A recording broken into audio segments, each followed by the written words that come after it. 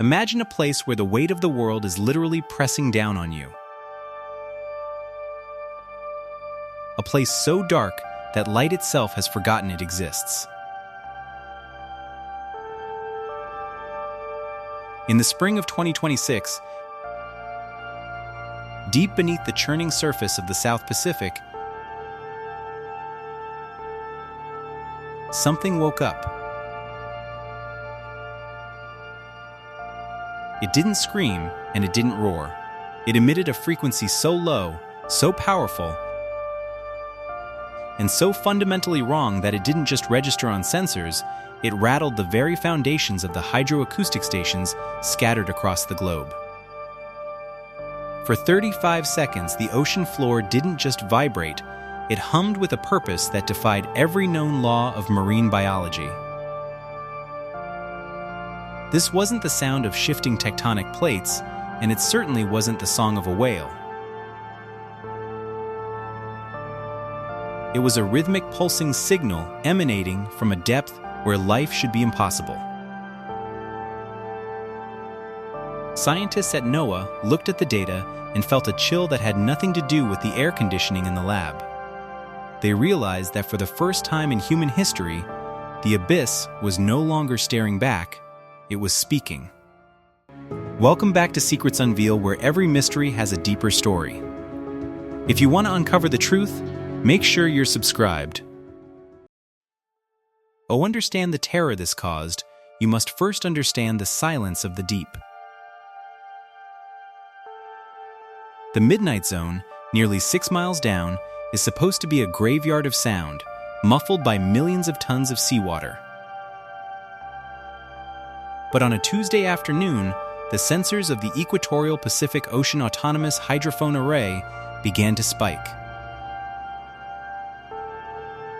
Usually, these microphones pick up the distant rumble of icebergs cracking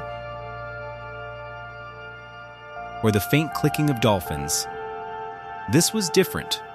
It was a bloop on steroids, an ultra-low frequency sound that traveled over 5,000 kilometers through the water without losing its intensity.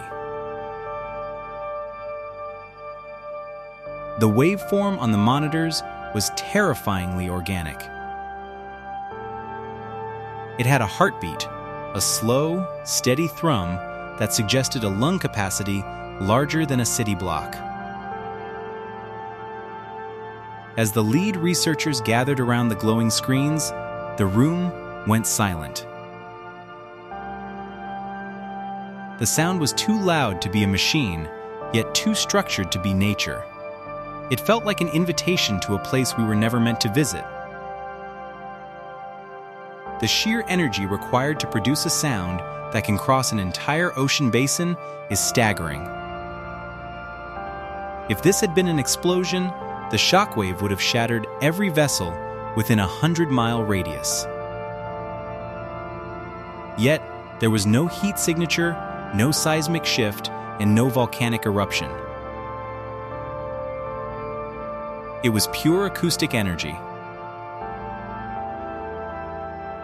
We are talking about a decibel level that would literally liquefy human internal organs if you were within a mile of its source. Scientists began to calculate the size of whatever could generate such a pulse. If it were a biological entity, it would have to be at least 3 times the size of a blue whale. A creature that, according to our fossil records, has never existed on this planet. The deeper they looked into the acoustic signature, the more they realized the sound wasn't coming from the water, it was moving through it like a searchlight.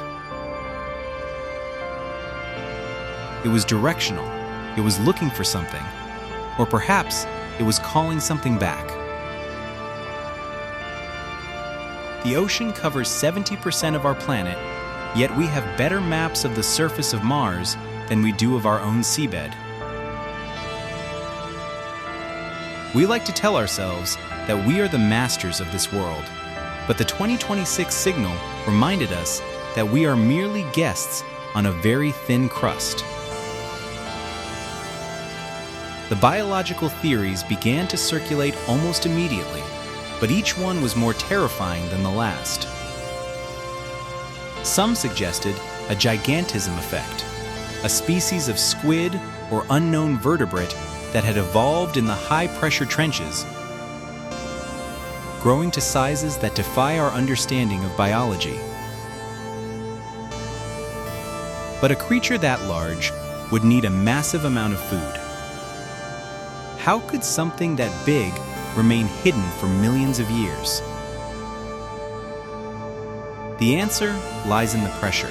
At 30,000 feet, the pressure is equivalent to having an elephant stand on your thumb. Down there, the rules of biology change. Bones become soft, lungs disappear. Whatever made that sound doesn't breathe air. It breathes the weight of the ocean itself. As the weeks passed, the mystery took a darker turn. The data from certain hydrophones began to vanish from public servers. Rumors surfaced of naval interceptions, of submarines detecting fast movers underwater that moved at speeds exceeding 100 knots, far faster than any known torpedo or vessel. Tension grew between the scientific community and military interests. Was this a secret weapon test? A classified deep-sea mining operation that hit a hollow pocket in the Earth's crust? Or was it something much older? We have legends of the Kraken and Cthulhu, stories born from the nightmares of ancient sailors. We laughed at them as myths. But when you hear a sound that vibrates through the hull of a research vessel like a warning from a titan, the myths start to feel like memories. The signal began to repeat every 8 hours, perfectly timed like a ticking clock. A countdown had begun, and we didn't even know what the timer was set for. There is a specific kind of phobia known as thalassophobia. The persistent fear of vast, dark, deep bodies of water. It is a fear of the unknown, of what lies beneath the shimmering surface. The 2026 signal turned that phobia into a global scientific crisis. We realize that our technology, as advanced as it is nothing more than a candle in a hurricane when faced with the vastness of the deep. Then, the sound changed. It was no longer a pulse, it became a mimic. The sensors recorded the sound of a human voice, or something trying very hard to sound like one, stretched and distorted through miles of salt water. It was a series of phonemes that sounded like a name, repeated over and over in a low guttural vibration. The psychological toll on the research teams was immense.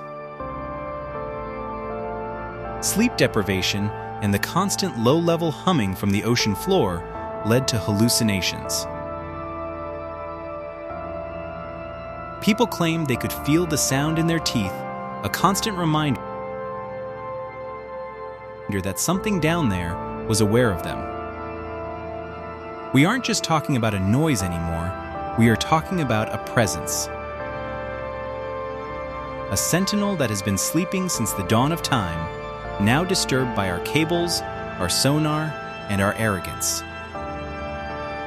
Today, the South Pacific is quiet again. The signal stopped as abruptly as it began. But the silence that followed is much louder than the sound ever was.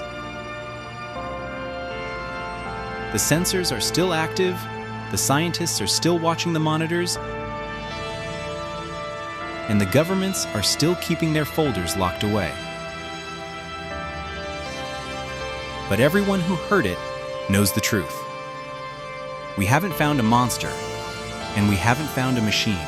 We have found a door. The ocean isn't just a body of water, it's a veil. And for 35 seconds in 2026, that veil was pulled back just enough to show us that we are not alone on this planet. The most terrifying thought isn't that the sound might come back. The most terrifying thought is that the sound was just a greeting. And somewhere, in the crushing, lightless depths where the pressure is enough to turn coal into diamonds, something is waiting for our answer. Next time you stand on the beach and look out at the horizon, remember, you are only seeing the roof of a house that doesn't belong to you. And the owner is finally wide awake.